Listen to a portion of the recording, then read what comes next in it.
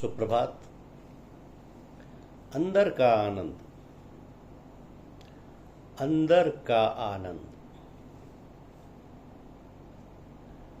साधना तो इसलिए की जाती है कि सुख और शांति पैदा हो।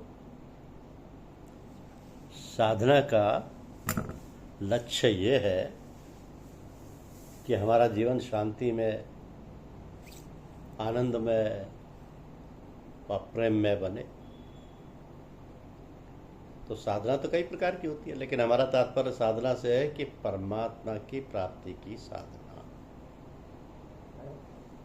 आनंद की प्राप्ति की साधना, मोक्ष की प्राप्ति करना इत्यादि इत्यादि।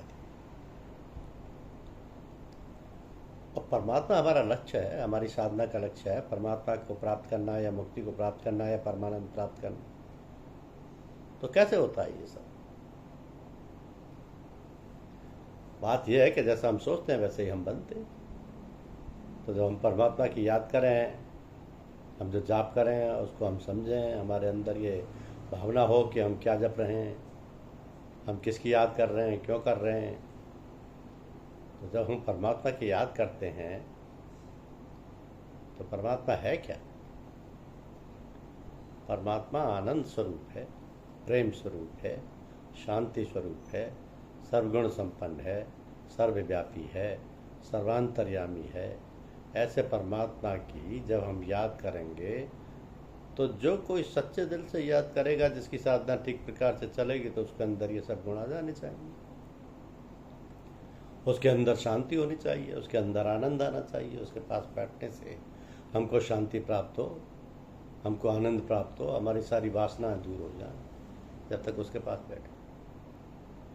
तो बड़ी आसान बात है ये मालूम होना कि कोई आदमी कपटी है, छल कपट से पूजा पाठ करता है या सच्चे दिल से साधना करता है। ये सब बातें अपने मन को टटोल कर देखिए कि आपकी साधना किस प्रकार से चल रही है, ठीक प्रकार से चल रही है, गलत चल रही है, उससे आपको फायदा हो रहा है, नहीं हो रहा है।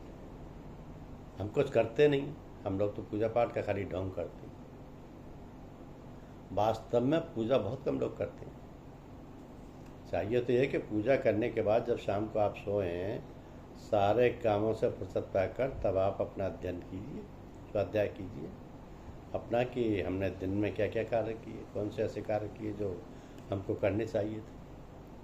तो ऐसे कार्यों के लिए भगवान से क्षमा मांगें जो हमने गलत कार्य किए, और ये प्रार्थना करें कि हमको ऐसी बुद्धि दो, ऐसी शक्ति दो कि हम भविष्य में ऐसे कर्म ना करें। और जो अच्छे कार्य किए हैं उसके लिए भगवान को धन्यवाद करें कि सब आपकी कृपा से हुए।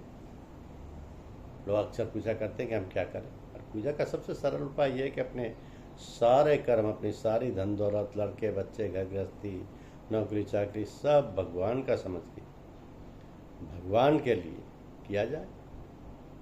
ये कहना तो है सहज, लेकिन चचा जी कहा करते थे कि जुट्टल खेले सच्चल हो, और सच्चल खेले बिरला को। तो ऐसी भावना बनाते बनाते एक दिन ऐसा आएगा कि हमारे अंदर सच्ची भावना पैदा हो जाएगी। हम सच्चे बन जाएंगे, सच्चे भक्त बन जाएंगे, सच्चे ज्ञानी बन जाएंगे, सच्चे इंसान बन जाएंगे। भगवान के जितने सारे गुण हैं सब हमारे अंदर आ जाएंगे। लेकिन हमारी साधना सच्ची हो, प्रेम पूर्वक हो, सतत हो, निरंतर हो, लगातार हो। ये नहीं कि कुछ दिन किया जाए फिर बंद कर दिया जाए चुप लगा के। लगातार हो, प्रेम पूर्वक हो, किसी महात्मा के सानिध्य में हो। इसीलिए गुरु किया जाता है। धन्यवाद।